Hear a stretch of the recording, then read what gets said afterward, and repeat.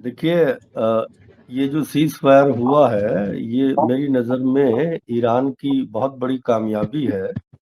और हम देख रहे थे कि पिछले काफी दिनों से अमेरिका के जो प्रेसिडेंट ट्रम्प हैं वो इस कोशिश में थे कि किसी तरह से कोई डील हो जाए, निगोशिएशन करके कोई सीज फायर हो जाए, क्योंकि उनकी जितनी कन्वेंशनल मिलिट्री फोर्स थी वो सारी उन्होंने इस्तेमाल करके देख ली थी।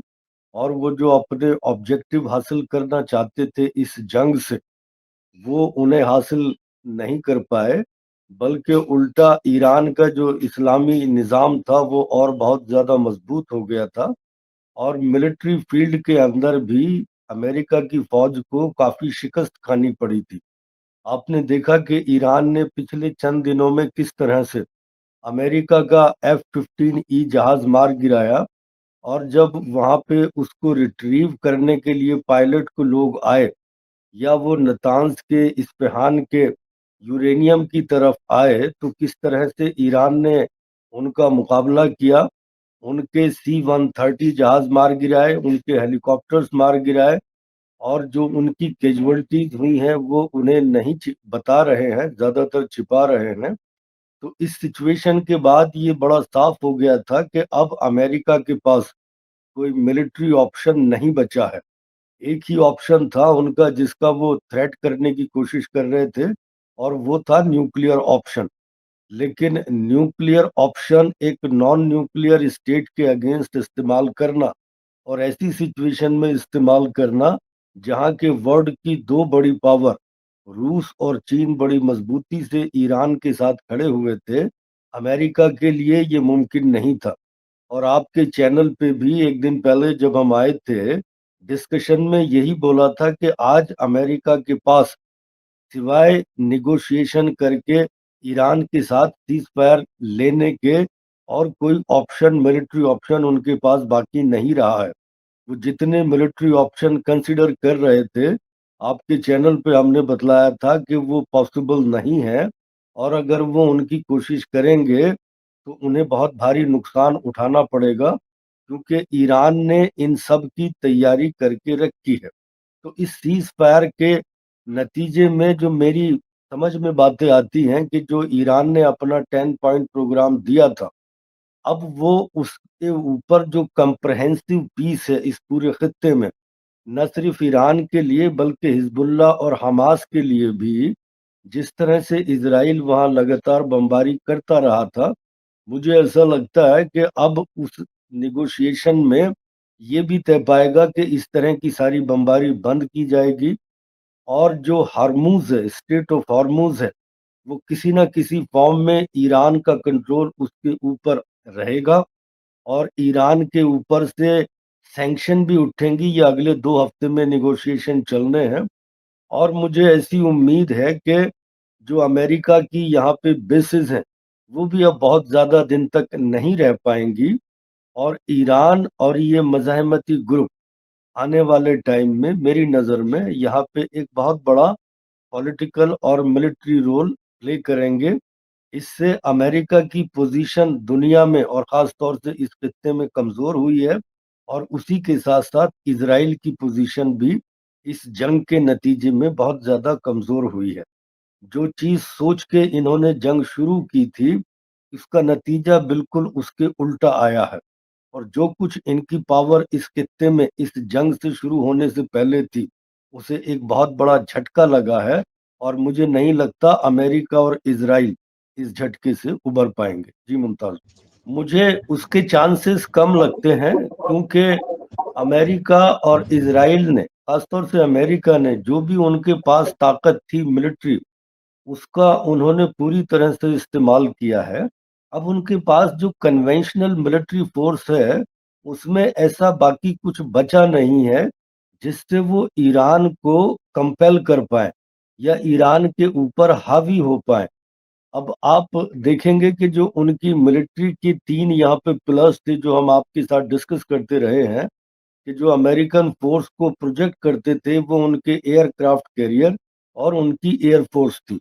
उन दोनों को इस जंग के अंदर ईरान ने बहुत नुकसान पहुंचाया है।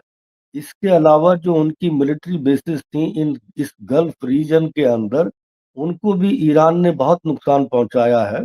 اور جو ان کے یہ اسٹرینتھ کے 3 پلرز تھے، ان تینوں کو بڑا شدید جھٹکا لگا ہے، اور ان کے پاس ابھی یہ کنونشنل ملٹری پاور نہیں بچی ہے جس سے کہ یہ ایران کو کمپیل کر سکے۔ تو مجھے ایسا لگتا ہے، اور مجھے یہ بھی لگتا ہے کہ ایسی سچویشن پاسبلٹی بڑی کم ہے کہ یہ نیوکلیئر آپشن کا استعمال کر پائیں۔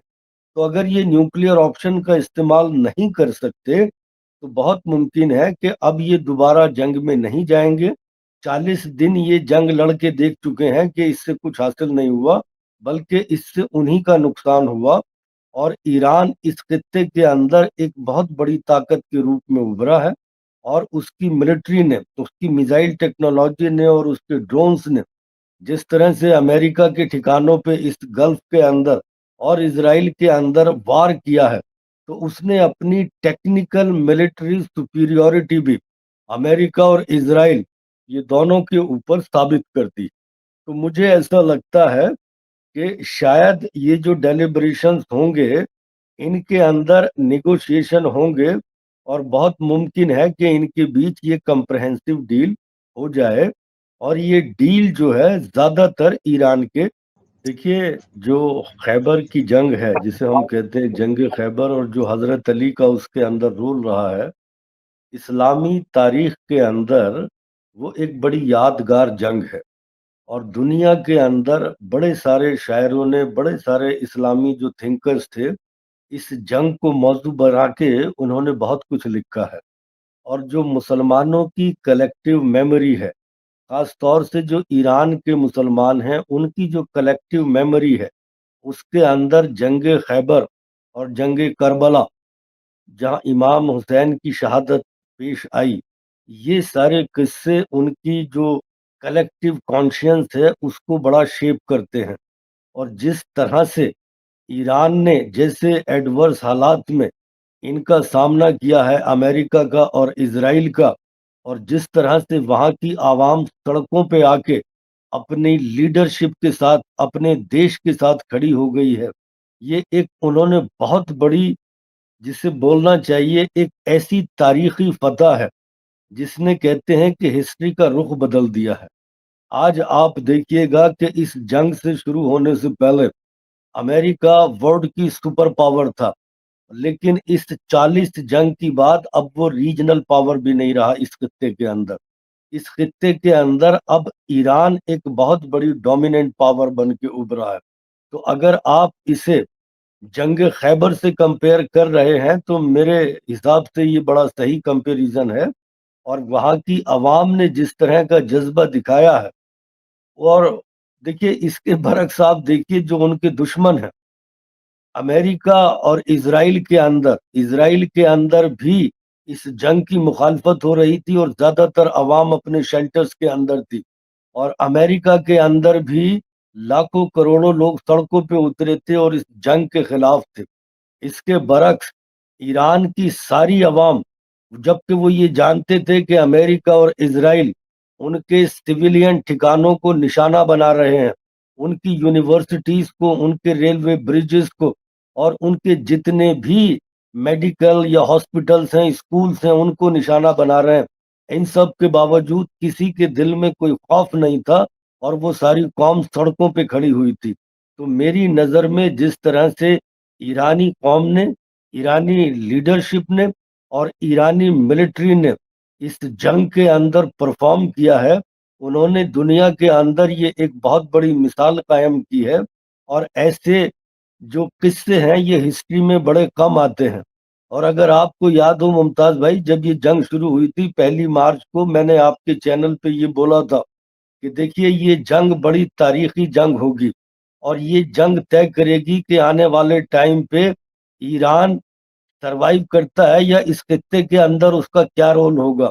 یہ جنگ طے کرے گی کہ اس گلف کے ریجن میں امریکن بیسز رہیں گی یا نہیں رہیں گی، اور یہ جنگ طے کرے گی کہ اسرائیل کا مستقبل اس خطے میں کیا ہوگا۔